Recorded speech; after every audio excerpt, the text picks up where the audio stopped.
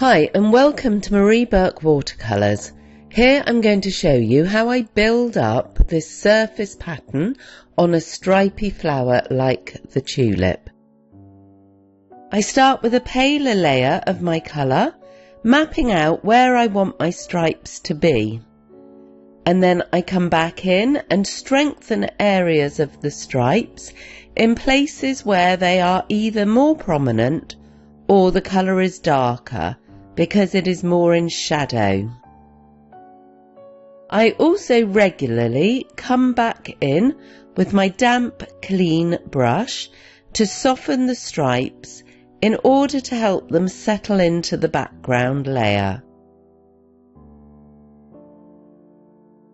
Now I break down my flower and also some individual large petals into sections, as this makes the painting of the stripes less overwhelming and gives me more control over the section that I'm working on. And it's a slow, steady build-up. By adding in the darker areas of stripe over the paler pink background, it adds depth to my painting.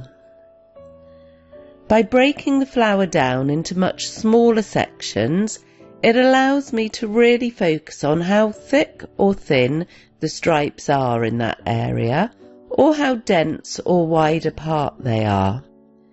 So if you take all of these things into consideration, you will end up with a beautiful stripy flower that is full of interest, and you'll have very defined petals and different areas on your flower.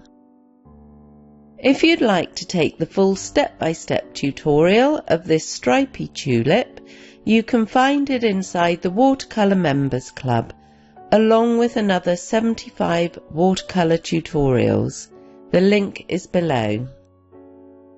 And if you've enjoyed the video, please like and subscribe so that you don't miss more upcoming tips and technique videos on my channel.